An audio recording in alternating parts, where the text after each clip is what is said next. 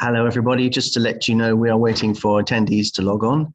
You've joined the IBBC Tech Forum session, and we're just waiting for panelists to come online and more participants. So if you bear with us a little bit, we'll be with you very soon. Thank you.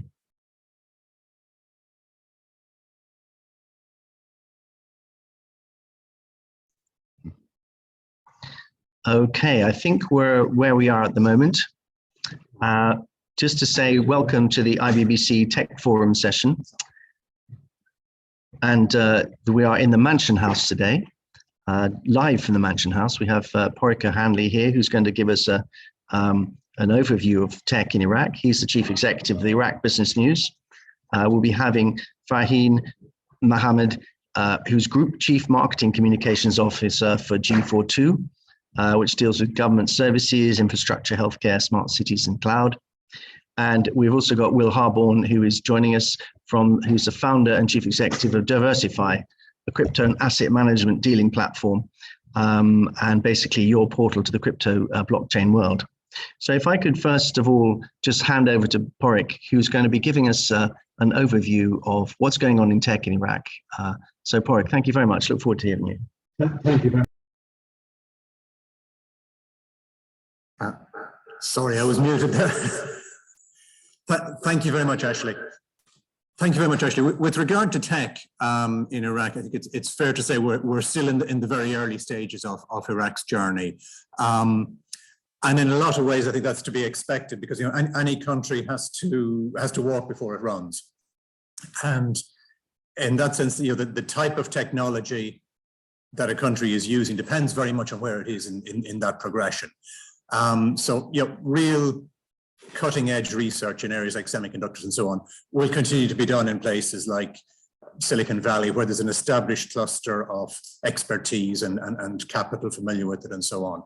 So when we talk about tech in Iraq, I think we're mostly talking about the application of technology to facilitating new businesses and solving the problems in the country. And according to some data that I have from Iraq venture partners who are very active in this area, venture capital funding last year in Iraq was around $4 million, which honestly is tiny. And just for some comparison, it was in Lebanon, which has its share of problems, it was about 10 times that. In Jordan, across the border, it was over 100 million. In Egypt, it was $500 million.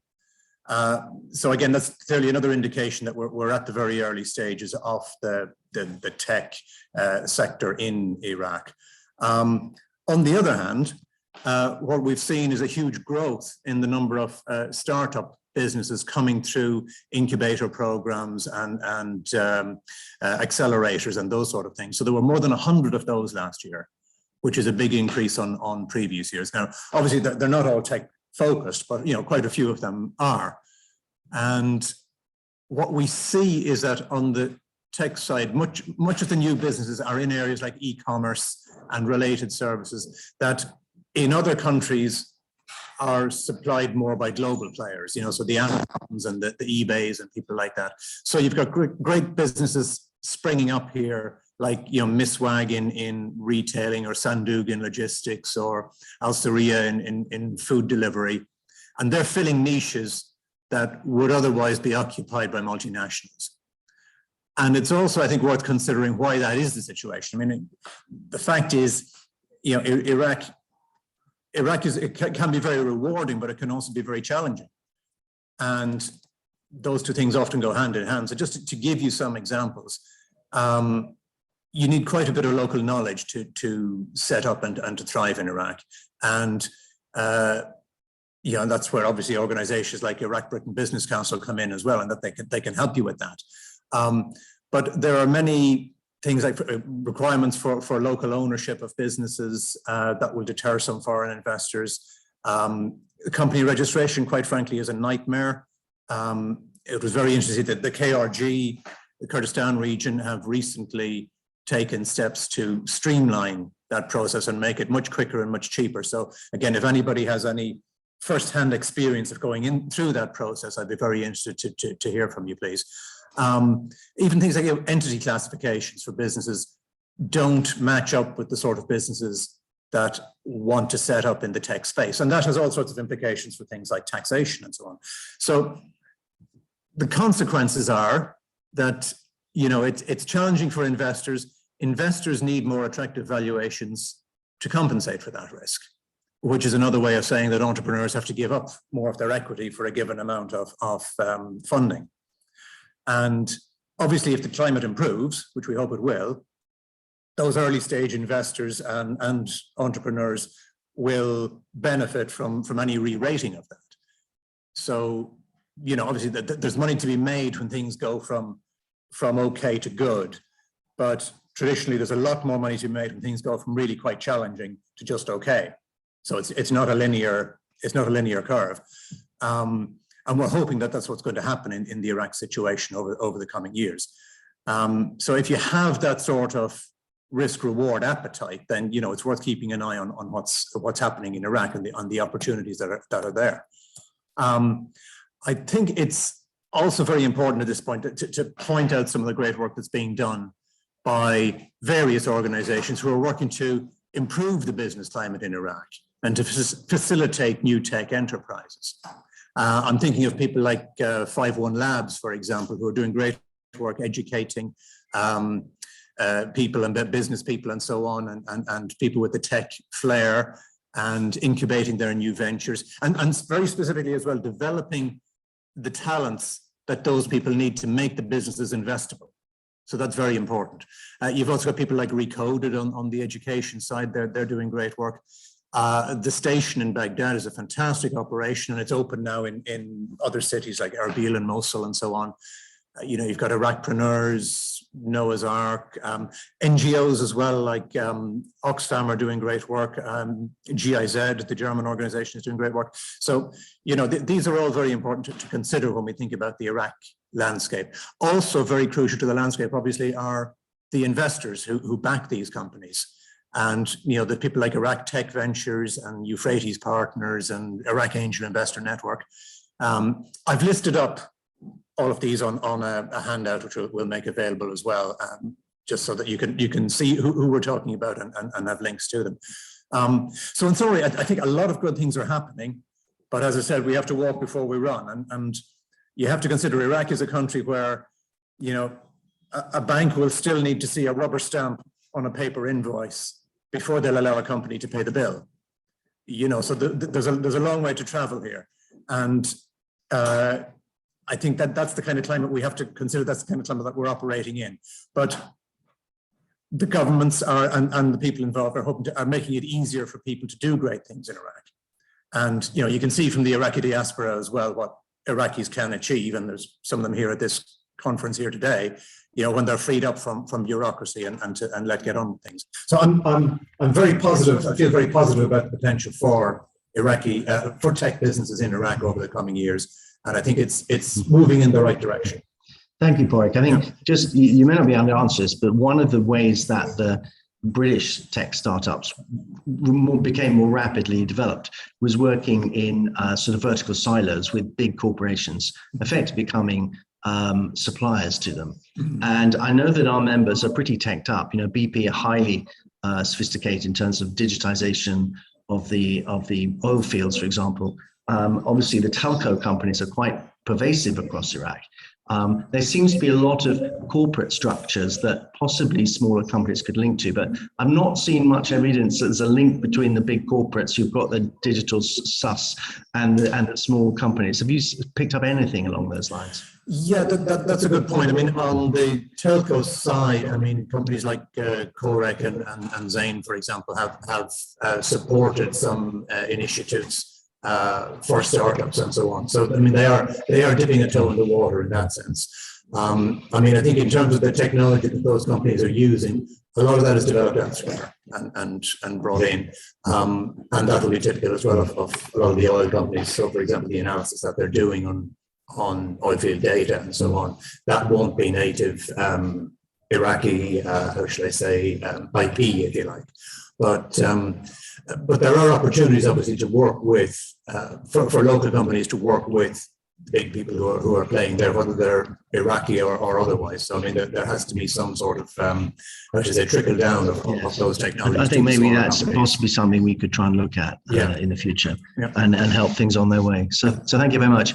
And with Iraq Business News, you've got a pretty big circulation these days, haven't you, across business people in the UK and Iraq? We have, yes. We've just gone over 23,000 subscribers to our weekly newsletter, and we're very encouraged with that, and we're getting around 140,000 clicks a month on the website. So we're providing what we hope is what the business community and people interested in development in Iraq want to see and want to read. We're writing for people who are in a hurry. We're writing for people who are busy and who have things to do and who need to be informed. And you're open to people sending you stories and to advertising with you and to whatever. Most definitely, advertising is how we make our money, and obviously news is what facilitates that. So it's a great target then. We think so. Yeah, I think there's a lot happening there, and I think it's good to be reporting on the good things about Iraq. Thanks very much, Padraig. Talk to you later, maybe. Thank you very much. And with no more ado, I'd like to go to Fahreem Ahmed now, who is the Chief Marketing Communications Officer at G42. And Fahreem, are you hearing us loud and clear? Thanks, Ashley. Yes, loud and clear. Hello, Fahreem. Can you hear me now? Can't hear him at the moment. Fahreem, hello, can you hear us? Yes, I can hear you. Can you hear me? Okay, we just could suddenly hear you. Could you please let us know a little bit about what you do in the region and what G42 do? I think there's infrastructure is a word that creeps to mind. Can I leave the floor to you? Thank you very much. Can I just ask your colleague to activate enable the video so I could just put on the camera? Yes, we'll just do that. Can you do that? Yeah, you have to accept host status, and then that should be okay. Is that okay? Yes. Excellent. Okay. Thank you. Hello. Technology works. Over to you, Fahreem. Fahreem Ahmed. I'm the group CMO for G42, and I've been associated with Iraq since 2004, all the way till 2012, leading into 2013 as well, doing strategic communications in and around Iraq and Kurdistan. Worked on the elections, the constitution, was part of the team that actually launched then the .iq Iraq portal for the Communication Council. And since then have been heavily involved. In my new role at G42, over the last few months, there have been quite a few inquiries coming from Iraq on digital transformation. And we're going through some exploration. So I thought this might be a good forum. I've been again involved with IBBC for many, many years in different capacity, working very closely with the Baroness and Christoph. So we thought this could be a good forum that can benefit from understanding who we are and how we look at an emerging market like Iraq. To Padraig's point, it's still in its infancy stage. So where do we start and how do we look at it? Or do we just park it till it becomes mature? We have a slightly different view of it can be done differently, and I'd like to share that.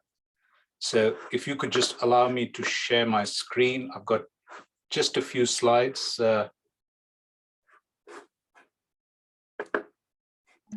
You should be able to do that, Fahreem. Who can share? Okay.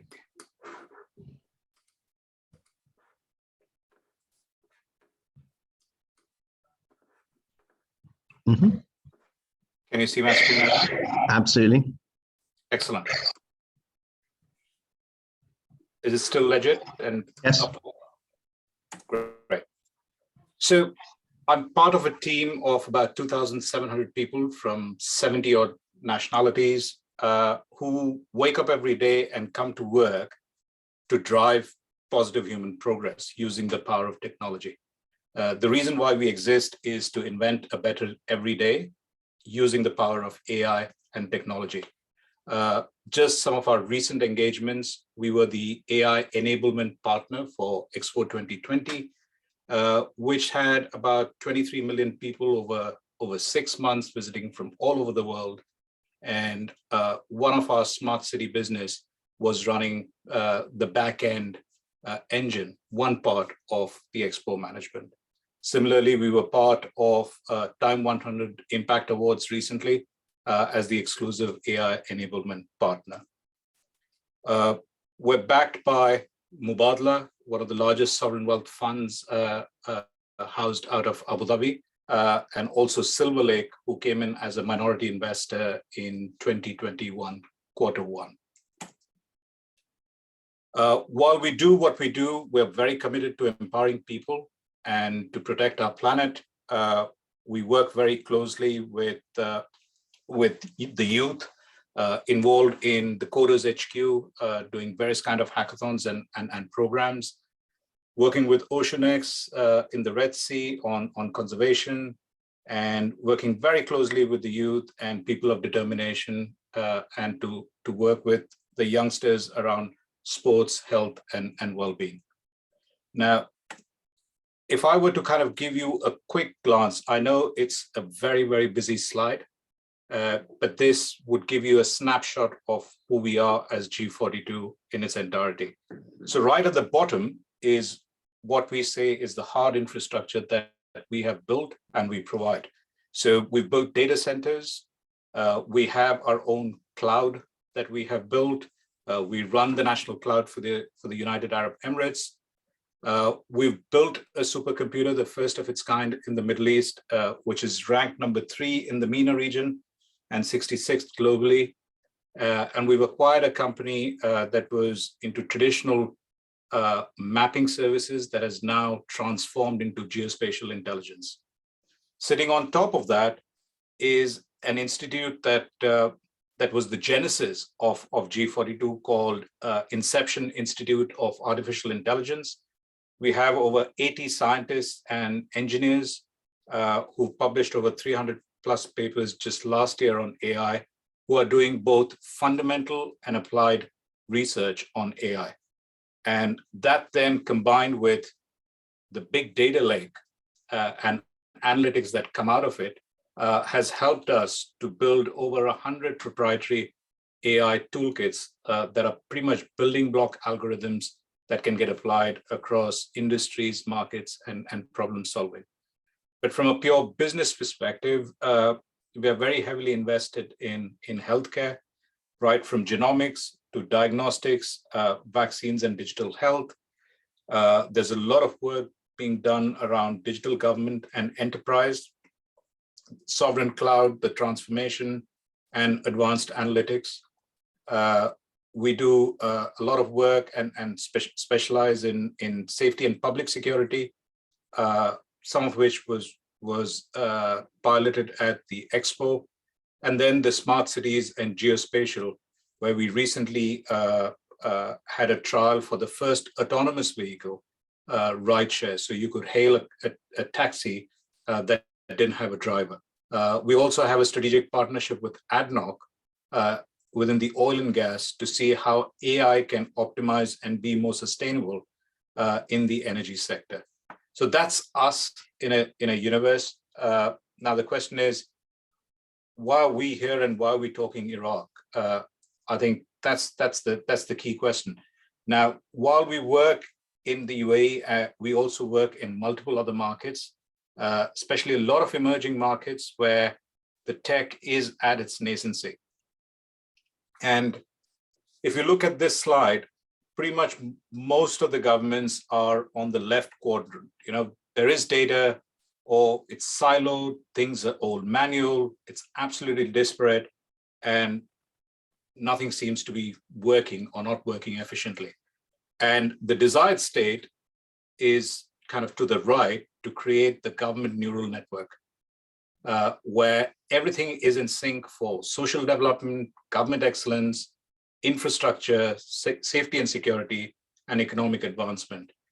And we are pretty much the architects that map this for nation states to see how best we can do and where do we start. Because there's never going to be a day where you'll say, okay, I've got all the infra I've got all the money now to just do it all in a big bang. It needs to start somewhere, and we pretty much lay the map down. And why is it important to start somewhere and build those building blocks is because if you look at government to consumer and the whole back office service, what are the two fundamental challenges that emerging markets have? One is that of revenue, because taxation is all leaked. The other is around security and managing violence. The third is endemic corruption. Now, for all three, digital transformation becomes a very potent antidote to address those if you start and do it in the right way. So if I were to give you one example, let's say cross-border smuggling, right? Which again in Iraq is a big issue. Now, cross-border smuggling is pretty much the border security forces that might be dealing with it.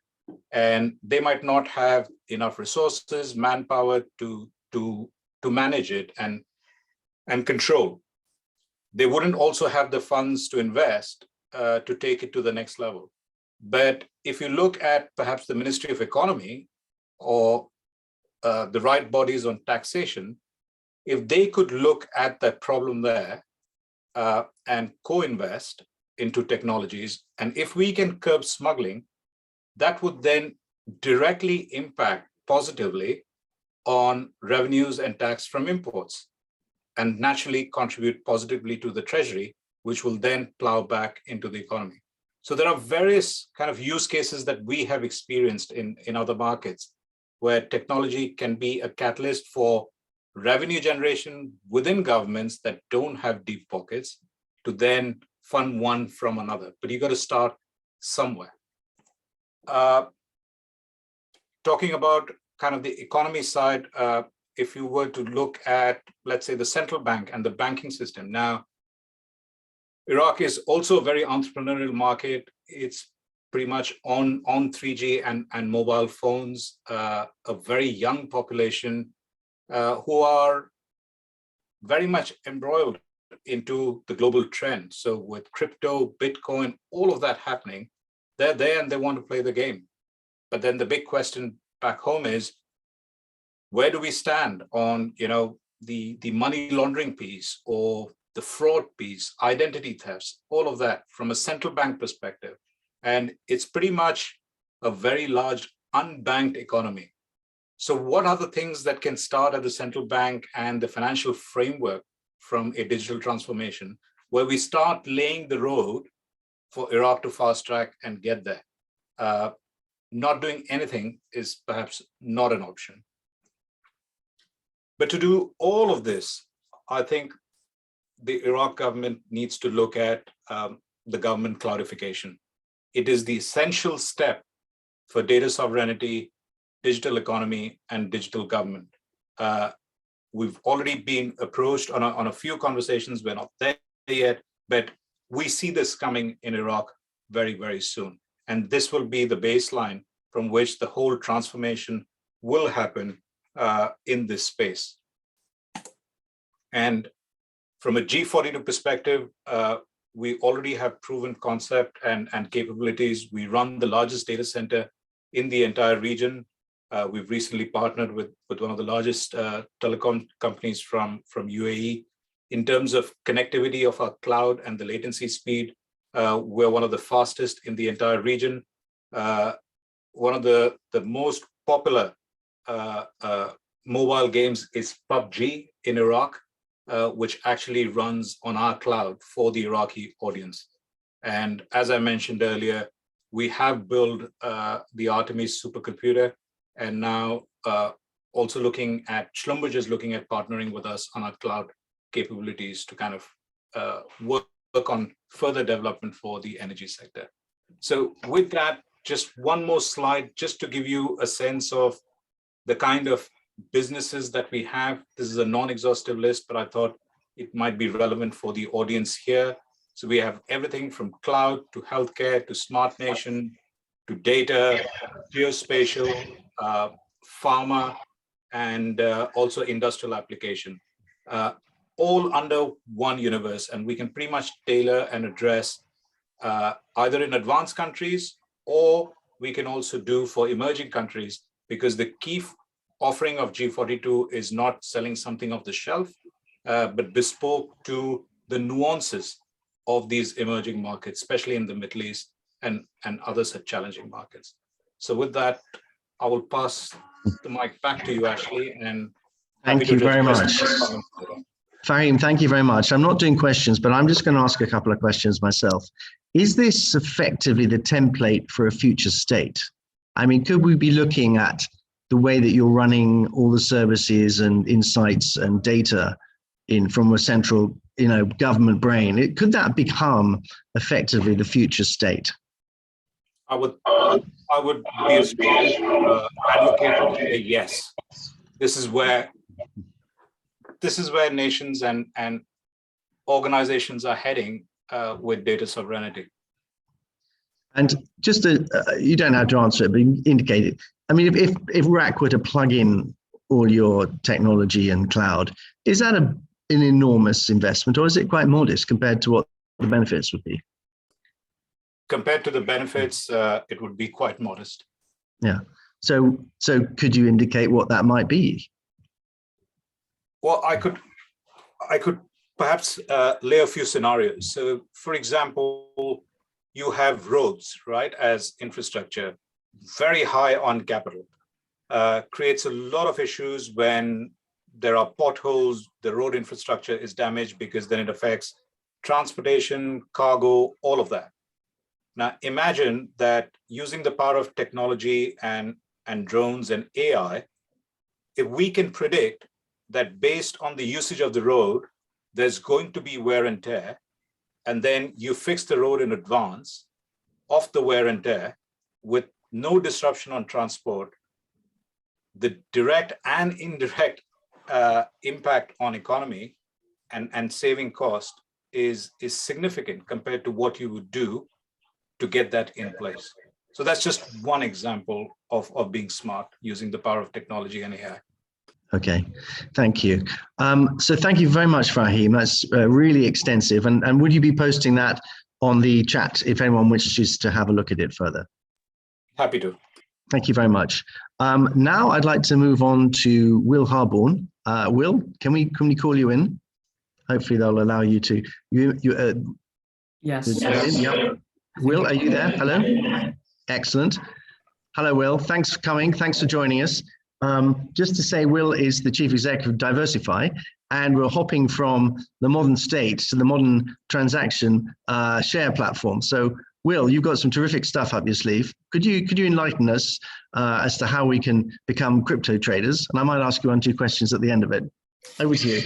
Yeah, absolutely. So I think this is obviously coming at a slightly different angle, but I think the interesting thing around cryptocurrencies and decentralized finance, which is now this kind of next layer of infrastructure built on top of cryptocurrencies, is that in many ways it has the potential to almost allow many countries to leapfrog in a similar way that mobile phones with 3G and 4G have allowed many countries around the world to kind of leapfrog some of the steps that were taken previously with kind of desktop and sort of wired internet to really access a lot of benefits. And so I'm going to share some slides as well and just get those open now.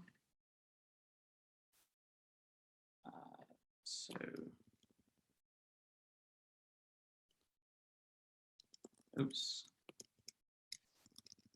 So is that now showing up? I can't actually see the screen. Great. So Great. I'll quickly start a bit more about what cryptocurrency and blockchain is before I dive a bit deeper. So the cryptocurrency revolution is really around 12 years old. It was born in 2008 and was very much initially kind of a reaction to the state of the global financial markets. Embedded into the first block of Bitcoin, which was the first cryptocurrency, is this text from the Times: Chancellor on brink of second bailout for banks. And really, Bitcoin was meant to be a reaction to that, in that global wealth, finance was seen as being very centralized by and controlled by powerful men around the world, governments and banks. And so Bitcoin was the reaction to that, a neutral, open money that could be transferred around the world without any limits, couldn't be shut down or stopped by any governments or institutions. And that really laid the foundation for a whole range of innovation that's happened over the last 12 years. That was a first step, really, in terms of having money that you could send to anyone around the world, control on your own wallet, whether that's through your phone or your laptop. But today, decentralized finance offers a lot more than that. And this is really taking the idea of a currency a step further and saying, well, if you can have a currency that can be transferred and you don't need banks or middlemen for, why not build an entire financial infrastructure that uses the same technology? And so this is where the kind of idea of programmable money comes in. And a second wave of cryptocurrencies, starting with Ethereum, has really enabled all of this and allowed application developers, software developers to start to build some of the building blocks, which really mirror and parallel what exists in traditional sort of finance and fintech. So for example, you can have applications that allow people to borrow and lend assets without having to have any legal contract, without having to even know the person that you're borrowing and lending from, and which is facilitated by this technology with very low friction costs, very low transaction costs, and meaning that anyone can participate in it. So if you have a mobile phone and you can download this application, you're able to then borrow funds using other assets you might have as collateral. You can trade for other currencies, whether that's Bitcoin and Ethereum, which are traditional cryptocurrencies, or might be currencies pegged to the dollar or pegged to gold or pegged to oil, and start to transact with those amongst anyone else who can download these applications. And what we've seen happen is kind of then a proliferation of innovation over the last 4 years, with many of these applications linking together because of their permissionless nature. And so what now exists, and it's still in an early stage, is the beginnings of a really powerful new infrastructure, which is built on the politically neutral money, programmable and digitally native to the internet, and is by design permissionless and open. So the way that these applications work is that they can be accessed by anyone, anywhere in the world. They can't be stopped, which makes them really reliable infrastructure to build upon, and are also cross-border and transparent. So that's a really powerful starting building block, both for businesses, individuals, and eventually potentially states. So there's now the beginnings of talk across the world of countries starting to launch CBDCs, which is central bank digital currencies. For example, the UK is speaking about launching a digital pound, which could then sit inside this infrastructure and allow people with pounds to transact using what's emerging. Similarly, the EU is talking about an EU version, and I think China has also committed to doing a yuan. And so it's likely that the infrastructure being created today for cryptocurrencies in this way will eventually also be used by for more traditional currencies. And so the kind of growth of this system, still in its early stages, but now has $180 billion worth of assets in use. That's still small relative to the total size of cryptocurrencies, but growing very, very fast, kind of on this exponential curve, as is the number of users. So there's now more than 1 million people across the world who are using this weekly, but 4% of adults in the UK already own cryptocurrencies, and globally that's much larger. In many countries, such as El Salvador, many places in South America, Turkey, that's much higher due to weaknesses in local currencies, which makes it really attractive to be able to use these global digital currencies instead of your own local currency. And so what really exists now is quite a great springboard for people to start to use, and which can offer, especially countries or people or companies which might be outside of traditional banking systems, to actually start to get a lot of benefits out of what's being built. But it's still very early, so it's pretty challenging and technically complicated to start to use some of this technology. Particularly the user experience is difficult. There's quite a high educational gap for cryptocurrencies in terms of understanding both blockchains and much of the infrastructure. And there's lack of standards and other issues that come with technology, which ultimately is only less than 10 years and less than 4 years really old for a lot of the newer decentralized finance applications. And so that's where my company Diversifi is really focused. We're trying to build infrastructure and applications that help you make the most of decentralized finance and unleash the potential of open finance for everyone, not just the people who are more technically savvy or more able to kind of dive in and really understand how it's all working under the hood. So today, the hub that we've built, both on mobile and on desktop, basically makes it easy for you to access the best that DeFi has to offer, whether that's earning interest on assets you already have, making payments globally, or trading via many of the liquidity sources that exist throughout DeFi. We kind of route you to get the best prices wherever that might be on whichever assets you want to swap and trade. And the important thing for us from a kind of value standpoint as well is that you as the user, whether you're a company or an individual, are always in control of your assets. We don't hold or control anyone's funds. We don't act like a bank and accept deposits. You always hold a cryptocurrency wallet that has your funds. We just give you the tools that you need to then interact with all of this decentralized financial infrastructure to trade or invest or whatever you want to do with it. But ultimately, you always have full control. So I'll... Well, that's thank you for such a clear exposition of what the crypto world is. I mean, maybe you could explain also a little bit about why you differ from other platforms, for example, I don't know, Coinbase or something like that. What do you do? Are you just simply the enabler, or is there more to it than that? Yeah, so I think Coinbase is kind of really on the opposite spectrum of what we're doing, in that they are also trying to make it easier to invest in trade cryptocurrencies, but they do act more like a traditional bank, in that in order to use them, you create an account and you send them your money, whether that's pounds or Bitcoin or any other digital asset, and they hold it on your behalf, and then provide an interface for you to trade and buy and whatever else.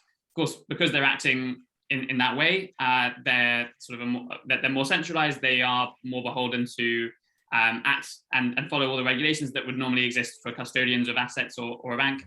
And on the other hand, we kind of really say we're not doing that. We want you to have full control. We want you to own and be in control of your money, which is the kind of principle that cryptocurrencies were built on.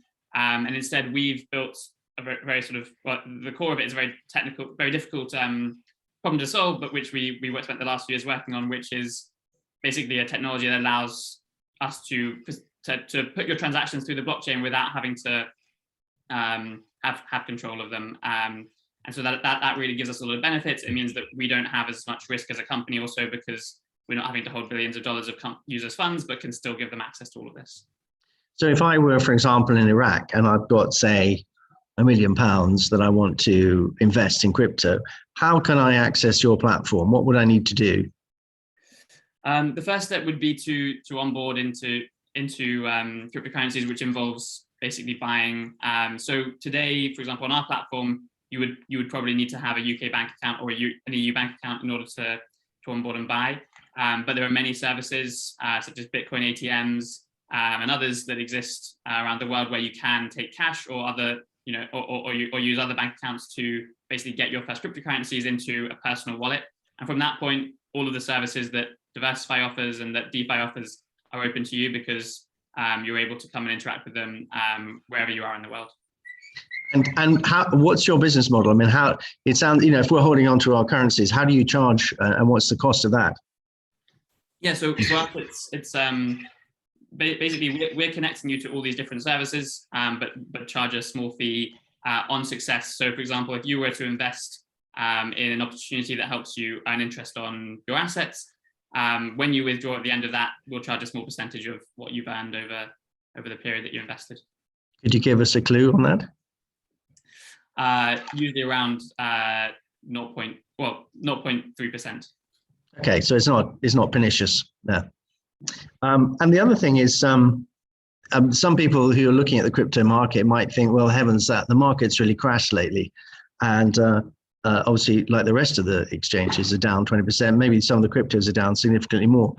What would you say to people that are interested in the market but really a bit scared off because of the valuations have crashed? I think this is the end of crypto, or is it just a dynamic of liquidity that the crypto is particularly prone to? Yeah, I think there have been many of these waves in cryptocurrencies. It is a very volatile new industry, and like any new technology, there's a lot of speculation, and therefore many waves of speculation and sort of dejection on the growth, on the path to growth. The interesting thing, I think now, compared to, for example, a few years ago in the cryptocurrency space, is that there aren't only volatile cryptocurrencies that you can invest into. I mean, buying Bitcoin is one way to have exposure to cryptocurrencies, but there are also a whole bunch and range of services which are more stable, that, for example, allow you to earn stable interest on a tokenized digital dollar through this infrastructure that's being built. And I think in the next wave, we'll also see potentially sort of government currencies. There are, today you can buy tokenized gold without having to hold a gold bar at home, but holding it on the blockchain, similarly with many other commodities. And so the range of what's available is becoming higher. And it's not just the kind of wildest cryptocurrencies. Thank you very much. Now, I don't know if Fahreem wants to ask a question or whether Will is interested to, but I think that's probably the end of our panel at the moment. Unless I haven't seen many questions pop up, but will you be leaving your presentation, and you can post it up onto the chat, Will, perhaps, if people are interested in downloading it? Absolutely, yes. Thank you very much. So they get hold of you and they can just log on to diversifi.com. Yes. Okay. As well. Thank you very much. And Fahreem, for you, in terms of getting in touch with you, presumably via your email or for any other sense, I'm not entirely sure who's watching. We have quite a diverse range. And what we will do is post this up on our website to follow and actually send it to people that have signed up for the conference overall. So hopefully quite a few people will get to see this presentation. Padraig, I'd like to thank you very much for your overview of tech, which is on this chat line. Fahreem, thank you so much for joining us and explaining what the future state can look like. And Will, thank you very much for explaining what the future of money and trading and platforms is. Hopefully, this has been interesting for everybody and gives you all a sense of what the future holds and how we can all together start to move towards this. It would be a lovely idea to imagine that Iraq might be leapfrogging some of the impediments it's got and actually implementing all these immediately. Imagine the new government saying, yes, we're going to implement Fahreem and Will's technology. I think that would really set the cat among the pigeons and excite everybody, but we can dream of that. In the meantime, thank you very much indeed. And if you want to get in touch with us, we're at ibbc.org and please feel free to touch base. Thank you all very much indeed. Thank you. Goodbye.